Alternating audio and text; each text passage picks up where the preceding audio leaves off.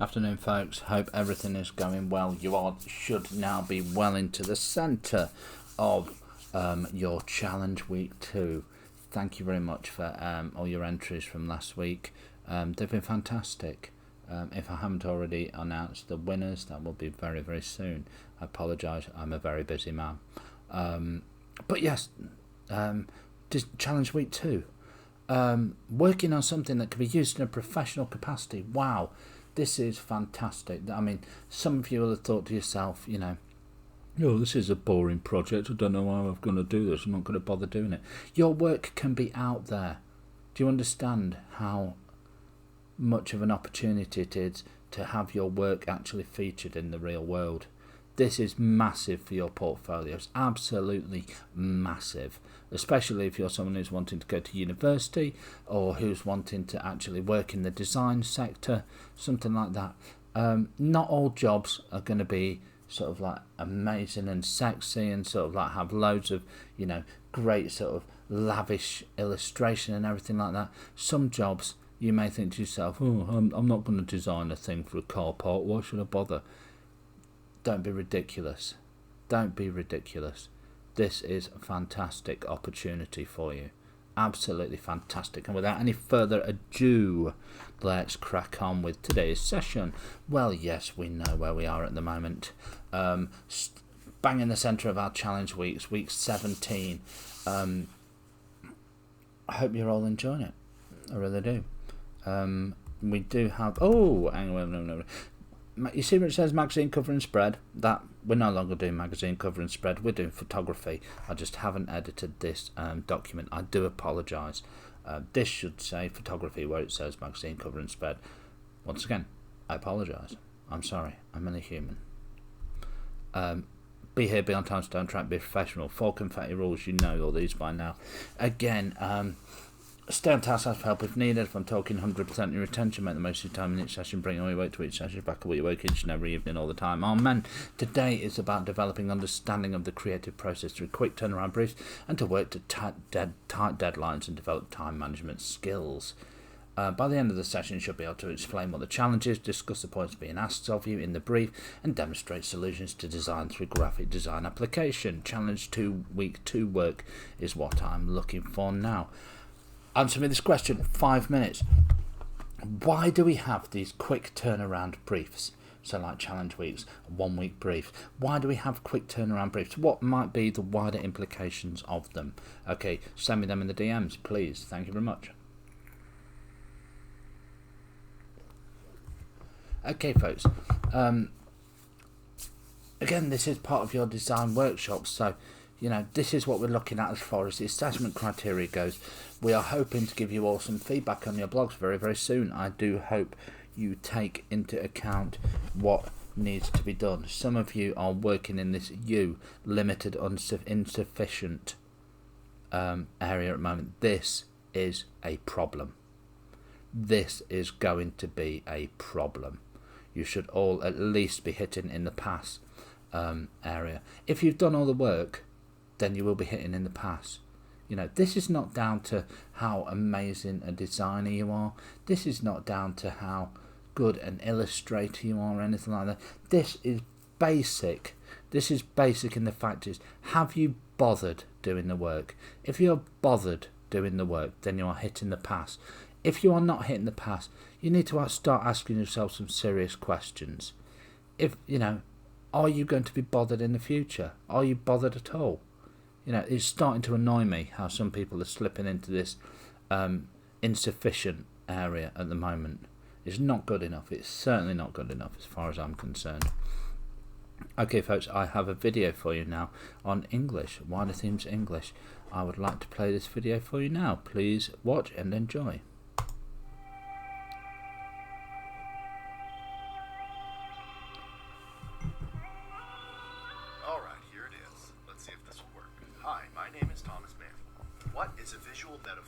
How is it used in film?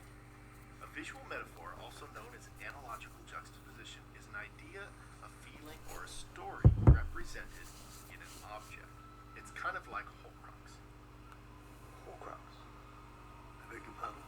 Except you don't put yourself in the object, you put a concept in the Here's an example from a movie I love. Look for the mustache and think about what it means. Hey, Pop. It's me, Rod. I sure wish you were alive. You tell me how much you respect me, and we do stunts and grow mustaches together. I'm gonna knock that ridiculous mustache right off your face. All great men have mustaches, Frank. Yeah, but real men actually grow them, huh? No, I have a hormone disorder!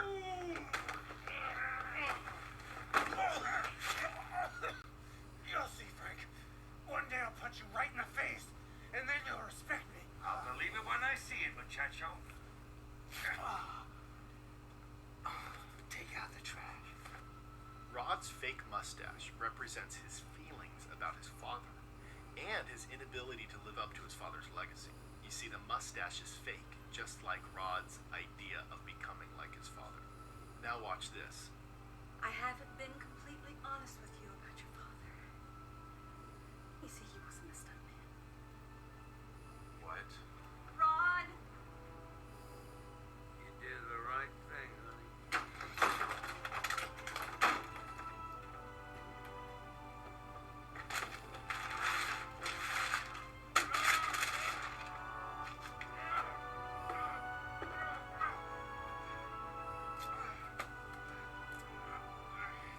This visually tells us that Rod's idea of his father's legacy has literally been torn apart. Now, let's look at another example of visual metaphor.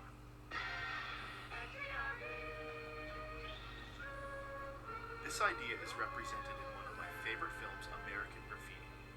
1, 2, 3 o'clock, 4 o'clock, rock. 5, 6, 7. A little context first. Richard Dreyfuss's character has graduated high school, and the next day he is leaving town to go to college. His friends and him are at a school dance, but he has decided to step out of the dance and think. Watch this clip and think about what things might represent.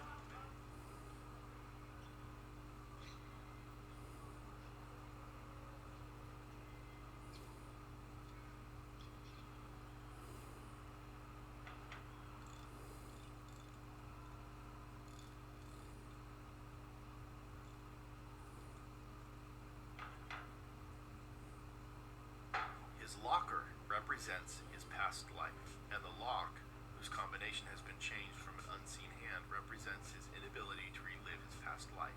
Notice how Lucas keeps this shot on Richard as he continues walking. He smiles, and now we know that he thinks it was amusing that he even tried opening his locker in the first place. He has reconciled that the past is over and there really is no going back. These are beautiful and seemingly complex ideas being communicated very simply and effectively with no dialogue. Now for another example. This time, Richard Dreyfuss's character, Dr. Leo Marvin, is a well-grounded, successful psychiatrist at the peak of his career.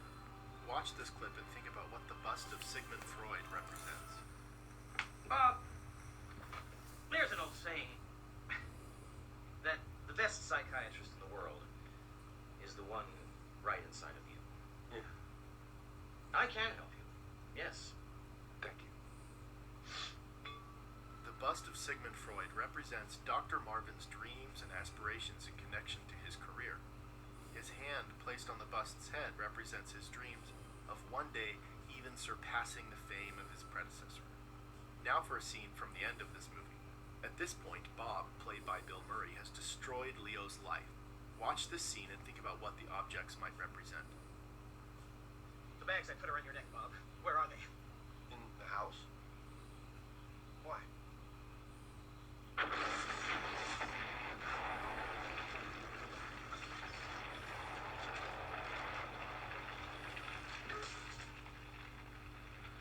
The house represents Leo's reality. His reality has exploded. And the bust landing on the ground represents the fall of Leo's career. Alright, for our last example, I will leave you with another cataclysmic event. If you've ever seen Ferris Bueller's Day Off, it is obvious that Cameron hates his father's car. Next time you watch this movie, think about what the car represents.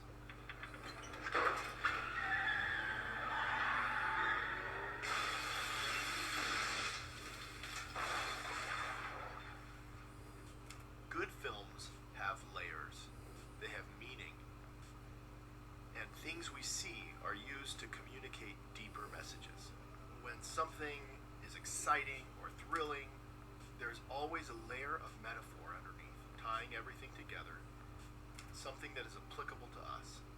These things actually mean something, and there are lessons that we can learn in film.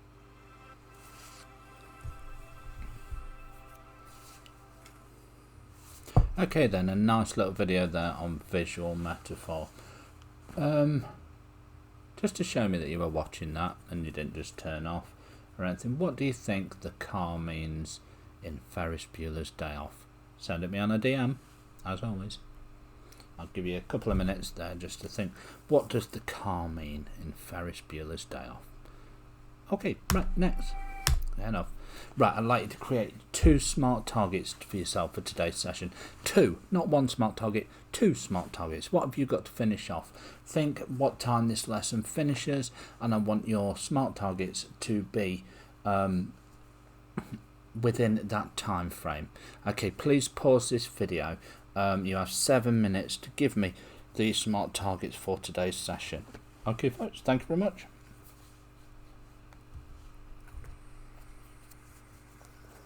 Right, then work towards completing these 2 smart targets. What have you got to get done by the end of the session? Come back just before the end of the session, please, folks. And yeah, we'll have a think about everything else. Cool, thank you. Right, so what have we done today? Bang it through on a plenary to me. I had 1 plenary in last week. Ridiculous, rubbish. I want one off everybody. This is getting beyond a joke, you know. It annoys me. It aggravates me when people don't do this. Don't annoy me. You won't like me when I'm angry. Okay, so folks, cool. Thank you very much. I will see you on Friday. Take care. Have fun. Toodaloo.